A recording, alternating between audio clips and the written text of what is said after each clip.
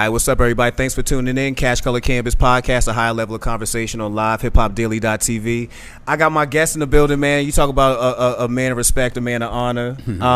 I don't even know what more to say, man. But it's again, you know who it is, Freeway Ricky Ross. Appreciate you for coming through, Freeway. No doubt, no doubt. Thanks for having me on the show. No problem, brother. Hey, I want to tell you a short story, man. By the time I actually had to call you midnight our time. I don't know what time it was. Actually, was it 8 o'clock, 9 o'clock West Coast time? But I was writing for a website called Hip Hop Inquirer. Shout out to my man Dennis Byron.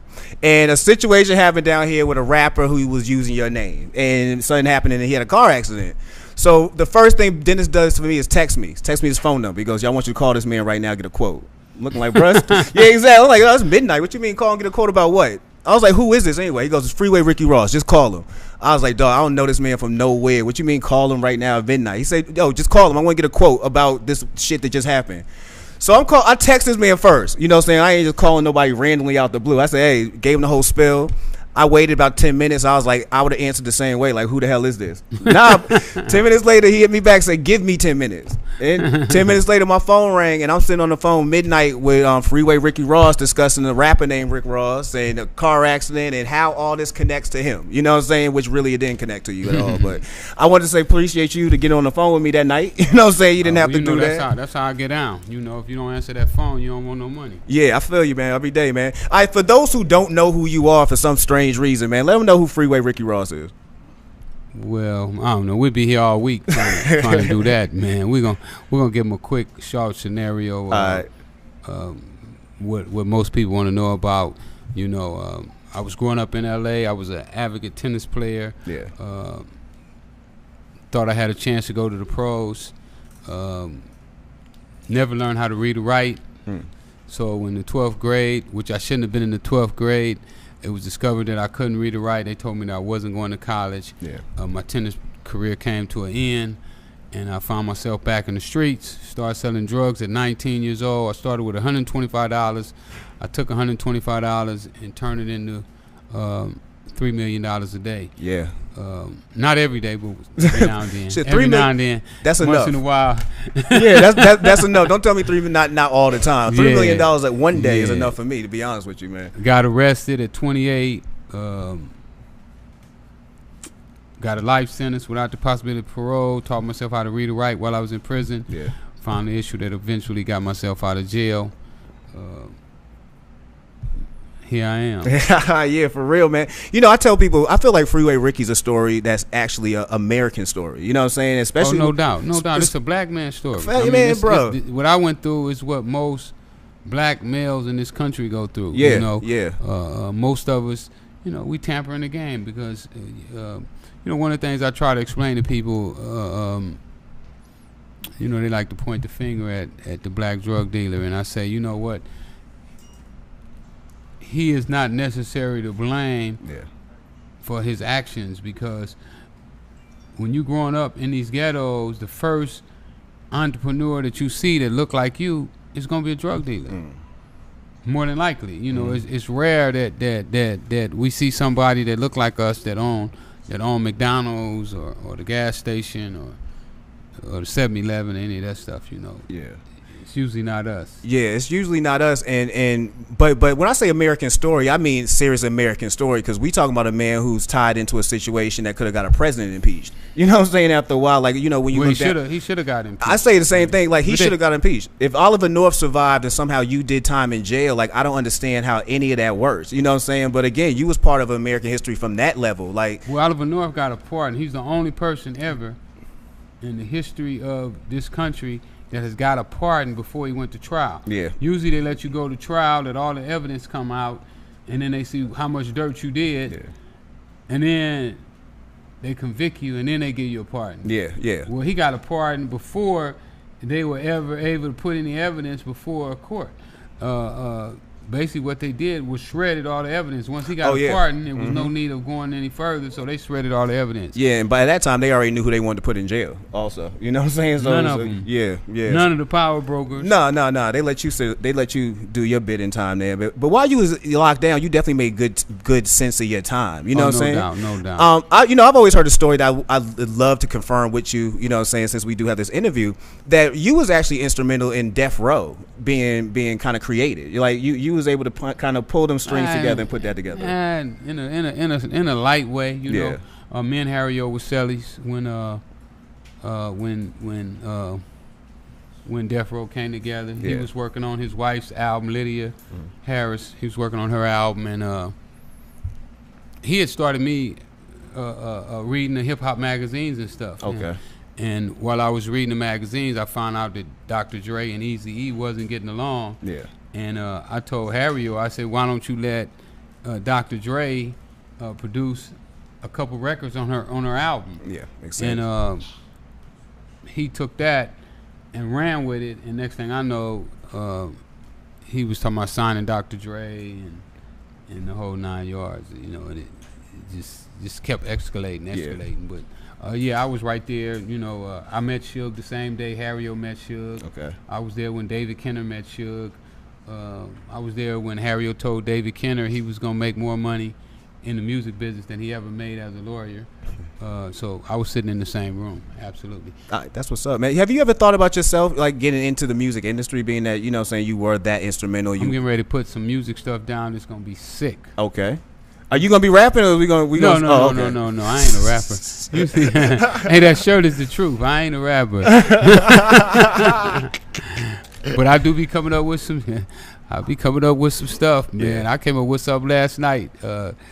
Finna shock them, you know. I just let my mind run, you know. I keep it always focused on the game. You know, I don't ever want to get out the game. I always want to stay in game mode. And you know, when you do that, your mind just keep coming up with answers and solutions. Yeah. All right, man. Speak to us about the book, The Untold Autobiography, Freeway, Ricky Ross. The truth. The truth, you know what I'm saying? The real. Yeah, because we're going to talk about some other stuff, too, when you talk about what's going on out here. Ismail Muhammad say preventative health care. Well, the brothers in the street say ghetto Bible. Ghetto Bible. That's what's up. So you know, when you get those kind of reviews from the people that you respect and you care about, that's really all you need. You know, I tell them all the time, I say, well, you know, Oprah ain't told nobody to pick it up yet. I know it done slid across her desk 3 or 4 times and she keeps sliding it off. Yeah. You know, she don't even want to open it up. She don't want to read the cover.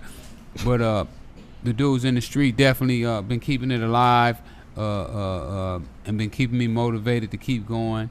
So here we are, man. Yeah. Well, I congratulate you on it. You know, I know you on the book tour. I've been seeing you in Atlanta. Like, you've been popping up in Atlanta more than Andre 3000. Like, every time I look up on her Instagram page, somebody with Freeway Ricky, and I'm like, yo, chill. He about to be on the show Tuesday. Like, you know what I'm saying? Like, chill. Well, you know, I get around. You know, I done found a few ways to crack that internet. Yeah. You know that I found out the rest of the celebrities wasn't doing. Yeah. So I said, okay, y'all beat me to the internet, because you know I was in prison when they started it.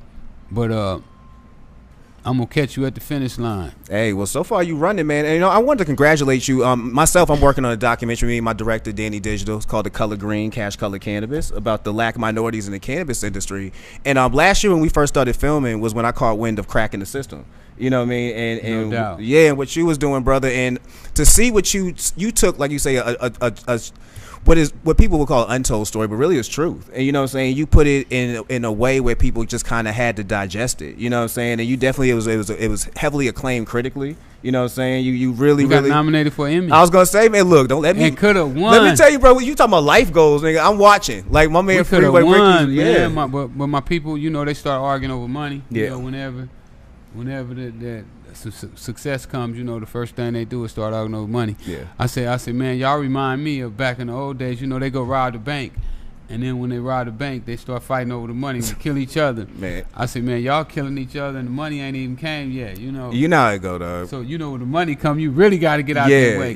They really get thirsty then. Yeah, well, but congratulations. Like you say, nominated for an Emmy. What was it like working on that project? And I really want to know if we ever going to see a biography like on film of yourself. No doubt. Come on, man. When I do this 100,000 books, when I do this 100,000 books, I do whatever I want to do in Hollywood. Okay. I'm going to tell all the players where to sit at. You go sit over there, you sit there. You know, I'm going to be the director. Yeah. Because they don't believe that nobody can do those kind of numbers. So I'm just gonna go out, and I'm self-published too. So okay. You know, that's all me. You know, I'm really doing it from the trunk. Master P in it out here. Yeah. Well, you know, I learned from them dudes when I was in prison. You know, you sit in prison and you be like, damn, what you gonna do? You ain't never had a job. You know, because I ain't never fill out a job application. Yeah, I believe that. I mean, you making $3 million a day. I'm not either. You know what I mean? I don't care what nobody says. Yeah, I ain't never fill out a job application. So, you know, when I was in prison, I was like, what you gonna do, man? I said, shit, you gonna be the baddest motherfucker walking the streets. I would love that, man. So that's what I did. I started hitting the books. You know, dudes was always told me that if somebody could mix the streets and the books together, they would be unstoppable, and that's what I did. I read over 300 books before I left. I read about 14, maybe 15 books on marketing. Really? Yeah. I mean, I studied. You know, I used to look out my cell and I'd be like, man, what can you beat these dudes on the street doing? And so what came to me is that I could outread them. You know, I could know more about what's going on and how different people did their business and how business is supposed to be ran than the average person. So that's what I did, man, and I tried to put it in that book. You know, I tried to put it all in there so the average person could read my book and understand the stuff that I discovered. Yeah, that's what's up, man. You know, your story is so known that it's almost hard to tell another story without mentioning your name. There's a show that was on FX, Snowfall. You know what I mean? That was basically about the crack era and how everything kind of broke out as far as in Los Angeles. How did you feel about about that TV show, and two, is there any way we're gonna see that? I took a knee on it. Because if you don't know, if you've seen the show, there's really no, I don't get it really. Like, how can you tell this story without really having either a character or directly mentioning, you know what I'm saying, the man involved, you know what I mean? Well, he's skating all around it right now. You know, he's trying to avoid a lawsuit because John bought my book. Yeah. He bought, when I got my first 50 copies, he bought one of those. And to find out that he went and did this movie. And he had my phone number. You know, I'm like, damn, John, you got my phone number. I got your number. And when I heard the commercial came on, I called him a few times, but he didn't pick up.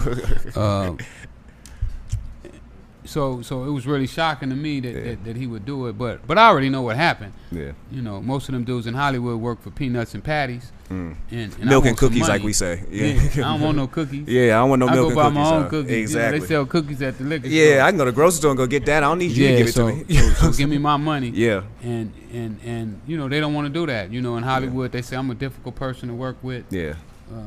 Because I ask for money and not cars and Air Jordans. Nah, I feel you.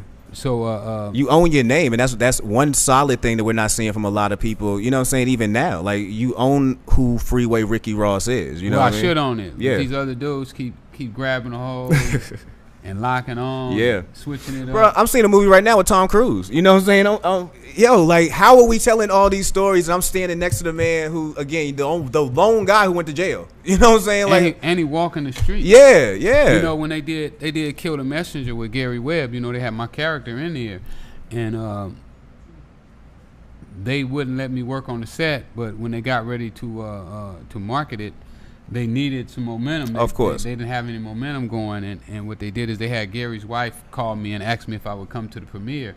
And so I go to the premiere, and we all was on the stage, me, the director, the lead actors, and Michael K. and everybody. And the director, he slipped up, man, we in the hood, and he slipped up and tell the people that he had just met me that day. And them sisters went off on him in there. They said, what you mean? You doing a movie about this guy, and this guy is alive? He's the only one alive? And you mean to tell me that you just met him today? You didn't consult him on this? And it was just one after another, and just kept digging in him because, you know, our people really want the truth. Yeah. They're tired of that BS, but they understanding now that these people are going to give them what they want them to have. Yeah. Well, I'm glad that you giving them, again, the real story of Freeway Ricky Ross and just, you know, saying the uncut version. Do you think there's ever a chance that you and John Singleton could work together and possibly see you in season 2 of Snowfall or? Well, you know, we have been talking, not me and him directly, but our people have been talking back and forth about them hiring me on as a consultant. Yeah. but it was gonna be high. Yeah. You know, it's gonna be a high consulting fee. Yeah. You know what I'm saying? Yeah. And then I wanted him, because we have money in the bank right now to do my movie, independent money, but we need a director in order for them to release the rest of the money that we need to do it. Yeah. And they said that they would release it if John Singleton agreed to come on and direct. But like I said, talks broke down about 2 weeks ago with us. So I don't know where we at with that right now. Yeah. How we gonna do it? But if not, you know, I just got a call today from some more people. They taking the book, breaking it down right now. They're gonna have a treatment ready for me in a couple weeks. What they think my movie should, or TV series should look like. Okay. Because even though John, he's got pretty good ratings. His ratings is not really that good right now. I don't know if most people know, but his ratings is not doing that well. And some of the problems that he had with the show is that he never developed the characters. Yeah. You know, he just jumped the character right off in the drug business, and that's really not the way you introduce a character to nobody. Yeah. And you know, he's making a few mistakes, and there's some other people that's seeing that, and they saying, okay, we want to capitalize off of his mistakes, where he's going wrong at. Yeah, no, I 100% feel it. Like, people are going to make mistakes, but again, when you're trying to deal with a person's life who's alive, you know what I'm saying, it's very hard for you to just kind of fall back, you know what I'm saying, let people make mistakes on your life. But being so outspoken about situations, you know what I'm saying, like we all know about rapper Rick Ross' situation. We all know about, you know, now we know about your situation with John Singleton. Have you ever felt You ever felt like the one thing you didn't want to do was be called a hater? You know what I'm saying? Because that's something that's easy for people to slide on folks nowadays. I don't care if somebody calls me a hater. They ain't gonna say it to my face. Yeah. You know what I notice about most of the things that happen to me is most people don't say it to me. Yeah. They'll tell somebody else when I ain't around. But no, I don't care if they call me a hater. That's my money. Yeah. You know, if somebody take mine, I want to cut. Yeah. You know. If they take your car, you know, and they paint it and put wheels on it, even your car was raggedy, but they take it and put wheels on it, take all the dents out, and put new interior in it, and they start riding it around, and you a hater because that's your car? No. You got the title to it? Want your bread. I feel you. Bring mine back with the paint job and the rims. Was there ever well, actually, let's switch gears to cannabis, man. You know, you in Los Angeles, you know what I'm saying? You was heavy in that game early. Right now we have a situation where weed is being legalized from state to state in different ways, whether it be medical or recreational. You're blessed to be in a state where it's recreational right now. Yep. Have you ever thought about getting yourself involved in the cannabis industry, or is there plans for you to get involved in cannabis? Heavy. Okay. Heavy. I'm heavy in that. Matter of fact, that's what I came up with last night when I was in the bed sleep and woke up about 3 or 4 in the morning, and it came to me that that I might be the most powerful dude in the cannabis industry on the DL. Yeah. Yeah. A few things just happened in LA a couple weeks ago. They just did what they call the equity program. Mm-hmm. You heard about that? Yes. Yeah. So all the rich white people have to partner up with blacks. Yeah. And you know, most of them are scared to partner up with blacks from South Central. Of course, because these are gangbangers. But these are also people who've been doing the business. You know what I'm saying? Like and know how to do the business. Absolutely, yeah. Absolutely. Definitely know how not to get robbed too. And they should. They've been to jail. Their brothers been to jail, and sisters been to jail. And these are the people that LA City Council said that you're gonna have to partner with these people. Yeah. So they had a rally this Saturday, and I flew from Atlanta and went back to LA just for that rally. Okay. I flew in for a couple hours. I think I stayed there about 6 or 7 hours, and I had about 30, 40 people come out. But I also had tweeted about it and Facebook about it and all that. So more people that didn't just come with me, black people, showed up, and from that. Montel Williams people did a story about it, because I bought 3 of the biggest anti-gang people in the city. Mm-hmm. The guys who were shot callers in their hood, but now they're the overseers of their hood. Okay. And I brought 3 of them to the meeting who didn't want to be involved with cannabis. But I explained to them that they got to know what's going on in their neighborhood. Yes, they can't let people come in their neighborhood. Yes, I agree with you. Selling marijuana, and they ain't getting nothing out of it. So they all agreed that they should have been at that meeting, and they were. So LA City Council got to see them at the meeting. They got to see them with me, and all of the people with the money got to see them at the meeting. And I could have brought more. I could have even stepped out and brought about 5 or 6 more. Big Hugh would have showed up if I would have asked him. I could have got Tony Muhammad. He already said that he was with the movement. But what I wanted to do was let them know that there was people that has been in this hood, that's been taking care of this hood before y'all came over here with your money, to buy all the property. And because some of these dudes, man, I talked to one dude and he said that they got 1 million square foot building. They said they want to open up 12 dispensaries in South Central LA.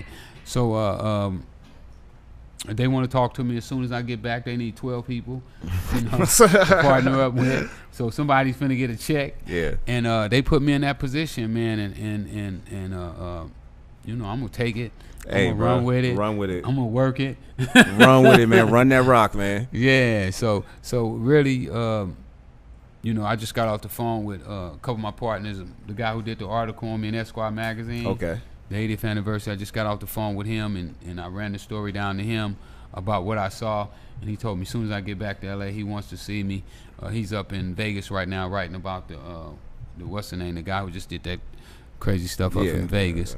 And I also talked to another reporter from LA Magazine today, and he's running by his editor. Okay. Because I think this is going to be major news once it breaks, me being technically in charge of the largest marijuana distribution city in the country, or maybe even the world. They're expecting California to make $50 billion next year. Yeah. On marijuana. It's a lot of bread, man. So to be at the center of that, if you just get a 0.5%, 50 billion, you good. Yeah, yeah. So just to be in that position is amazing. But I've learned the secrets of how to get to the top. In everything that I do, I learned how to get to the people that do it big, and that's the way I like to do it. Hey, well, shit, don't do it no smaller, man. You inspiration for all of us at that moment. Have you ever smoked weed? Oh yes. I used to have my own private roller. Oh. What was it like the first time you smoked? Like when was this moment? I don't know, man. It's probably, I think I started smoking when I got my first half ounce, back when half ounce would cost you like 3,300. But you could turn it into like 9,000. Okay. And then all my friends was like, man, you rich. You might well start smoking weed with us. You see how black people think? We rich. Let's smoke weed. So I felt that I could afford it, and I started. Yeah, you can afford it. Man, my habit used to be so bad. I had a bad weed habit. It's better than having a bad cocaine habit. I'll say that every day. No doubt. Have a bad weed habit before you get a cocaine can function habit. with weed. Yeah. One thing about weed, you can function. You start messing with that cocaine, you don't want to go to work. No. You don't want to talk to nobody. All you want to do is blow in the pipe, Yeah. So. When was the moment you had in your life where you said to yourself you were done hustling? Done hustling? Yeah. Never. All right, when was the moment you said I'm done hustling dope? Well, I started to see that I was being hypocritical. Okay. I didn't want my people smoking no more. So I used to give my people coke at first. Okay. And then I saw that I shouldn't be giving it to them. Yeah. And I pulled back, and then I went around and I started telling all my guys not to sell to my people. And those were the moments that my whole mindset started to change, that, well, if you don't want nobody selling coke to your people, why would you sell to their people? Yeah. The book say, do unto my brother as I would like him to do unto me. Mm-hmm. So I couldn't see myself to continue to sell cocaine to people that had loved ones just like I had my loved ones. Yeah. That's a real statement, man. What advice would you give to the generation we have now, especially if you listen to the music? We have a generation that's kind of went from admiring the drug dealer to being a drug addict. You know what I mean? And you got people now, from pill popping to drinking syrup to just doing the most. You know what I'm saying? Like, what would you say to that generation as far as you know, not only not falling for the trap of being caught up in drugs, but how drugs can actually lead you down a real crazy road. Well, you know, it's really a funny time, like you said, and most of these guys, you know, they went from admiring the guys on the street, you know, because the guys on the street probably gave him his money for his first studio time, and probably bought him his shoes when he did his first show, and I understand why he admires this guy, you know, and why they rap about the lifestyle so much, even though most of them never experienced it, but they saw it and heard about it from people in the street. So from that perspective, I understand, you know, where they coming from, but what I don't like about it is that they don't tell the people that, you know, I never lived this. I'm just telling you about what I heard and what other people told me. I think would be very important. And then those same guys who are telling these stories are the ones who turn around and start using drugs because they don't really understand about drugs, and they never saw anybody on drugs. You know, anybody that has ever saw a drug addict would never want to be one. So we just have to get our young people to understand that you know, even though these guys are great rappers, they're not necessarily the kind of people that you would like to mold your life behind. No. What are you listening to? Like, as far as music wise, like if I pulled up your playlist, what's on Freeway Rick Ross playlist? They gonna be mad at me. I don't have no playlist. Say word. No, I don't have no favorite music. My favorite music is me talking to myself. So you when they say it's all right to talk to yourself as long as you don't answer. Yeah. They say once you start answering yourself, then you're in trouble. So yeah, I talk to myself all the time. I like to hear myself think, and see what I'm formulating in my head. You know, and if you got somebody else always clogging up your mind, telling you what he think, then you become what he say you should be. You know, one of the things that I learned from Minister Farrakhan, I went and heard him speak before, and he said, guard your kingdom. And he was pointing to his brain, and he said, guard your kingdom. Yeah.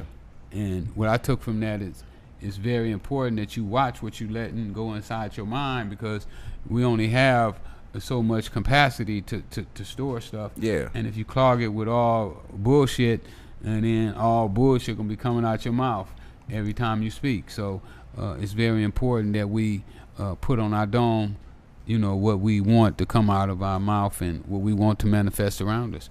All right, that's what's up, man. So what's next for Freeway Ricky Ross? What else you got coming down the pipeline? I ain't running for president. You sure? No, I don't want to be president.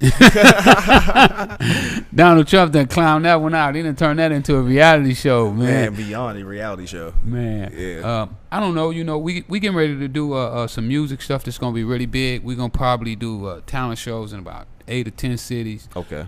We working with a 4-time Grammy producer. Brian Kennedy is a good friend of mine.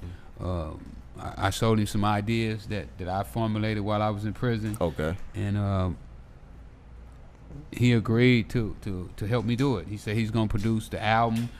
He's gonna write it. You know, he wrote for Rihanna, Chris Brown, Bruno Mars, everybody, man. One time I go in the studio and he got CeeLo in one studio, Nelly in one studio, and some little white chick, I forgot, big star in the other studio, and he's running from door to door, and I was like, damn, B, you got it going on today, baby. And when I tried to talk to him then, when he was on top of the world about doing this project, and you know, he was so busy and so many people was in his ear that he couldn't hear what I said, but he slowed down a little bit. He went through a few things and had to slow down, and while he was slowed down, I was able to get in his ear, and showed him how we can make $1 billion. Yeah. All right, man, that's what's up, man. Well, I definitely appreciate you coming through. You know what I'm saying? I know it's been crazy, you know, going through Atlanta traffic and all this other stuff, man. But before we split out, you know, I definitely want to talk again about the possibility of seeing a Rick Ross film on air. Ain't no possibility. That's done. Happening. That's we got to see it, man, because I ain't gonna stop. This story's that's like how yourself. I'm gonna do with this 100,000 books. Oh yeah. I ain't gonna stop until I sell that 100,000 books. Once I do the 100,000 books, I ain't gonna stop until my movie done. All right. And they already done gave me a taste. They don't put some money in the bank. I got money in the bank right now. You know what? I love how you just spoke about that, because that is how the film world works. They'll literally give you money. Like, you know what I'm saying? I'm pretty sure Nate Parker, when he did the Nat Turner movie, he actually had money in escrow versus, you know what I'm saying, that was given to him prior to him making the film, based off you going to make another film. You know what I'm saying? And you gotta have some money in the bank. Yeah, because they'll do that for you. The way they do it is, if you don't have any money, they call it, if you don't have any skin in the game, and then they don't want to play ball with you. You know, they want you to have something invested, and that's what's happening with a lot of artists that's trying to get on, is that they don't have anything to invest that the record labels are looking for. No, I mean aside from talent, but that's some of them ain't got that. Some of them ain't got that. Hey, well, I want to give people a chance. You know, we do have a dope crowd out here tonight, man. If anybody got a question for Rick while we got him here tonight, anybody got a question for him? Thank you. I can go to bed now. What's up, Big Will? A lot of people have a lot of respect for the legend that you built, you know, and a lot of us in, you know, certain types of lifestyles seem to glorify the wrong over the right. You know what I'm saying? And being that you're such a big influence on all of us, everybody in this room, if you could do it over, would you do anything different? Not knowing what I know now, I mean, I couldn't. You know, to do what I did before, I did out of ignorance, not understanding and not knowing. Now I know that it don't take everything that I thought it took to make it. You know, if you know what you're doing and you got your plan laid out, it don't take all that. So no, I wouldn't do it all over again. But I wouldn't change nothing about my life either. You know, I love where I'm at right now today. I love where I'm going. I see big things for myself. You know. So I might be a billionaire, a cash billionaire, a real billionaire, you know, this time. So no, I wouldn't change nothing, but I definitely couldn't. I could tomorrow. I couldn't start selling cocaine. No, I couldn't wake up tomorrow, even though I know I could make a lot of money doing it, because now I know more about selling it than I knew even back then. You know, it's things that I wouldn't do now that I did back then that hurt me. So What's the first thing you do when you wake up in the morning? get on my telephone, start calling everybody. What's up? Where you at? Where the money? Who got it? Let's go get it. Hey, and I'll be real, he'll answer the phone late at night. like late at night or early in the morning. My phone wakes me up every single morning. That'll happen. Hey, go ahead and shoot a shot before we get out of here, man. All right. Question. At your peak, what was the most you ever made in like a day? $3 million. In one day? One day. Not profit, but went through my hand. Right. All right. What's the most expensive thing you did when you had the most money that you ever had in your possession? I bought a theater. You talk about some throwaway money. You bought a theater. Yeah. I don't throw away money. I mean, it's you know, my money came too hard. You know, every time I made $1, you know, it had blood on it. You know, I used to have to walk around with a pistol in my pocket. I almost got kidnapped one time. You know what I'm saying? I had partners that got kidnapped. You know, put them in the car and the trunk of the car. One of my partners jumped out on the freeway doing 70 miles an hour because he knew where they was taking him to. I had another partner got kidnapped and they stuck cigarettes all over him. You know, he was all cigaretted up. So I knew the game that I was in was dangerous. And if you're going to be in it, you can't be in it and then jack everything that you make. All right, man. Well, I appreciate you coming through, bro. It's been super dope. Everybody, thank Rick Ross for falling through here, man. Bro, I appreciate you, man. And like you say, he got the merchandise here. He got the books here. Definitely check all these out, man. Tell him to pick up that book. Pick up that book. You already heard my man. The Ghetto Bible. Pick up that truth right there for him, man. Preventative health care. So y'all know what it is. Every Tuesday, 9 p.m. on LiveHipHopDaily.tv. You're going to catch us. Cash Color Cannabis Podcast, a high level of conversation. We out. Brother, appreciate you. Appreciate you. We're going to get some pictures, and then, you know, of course, people want to bump out of you.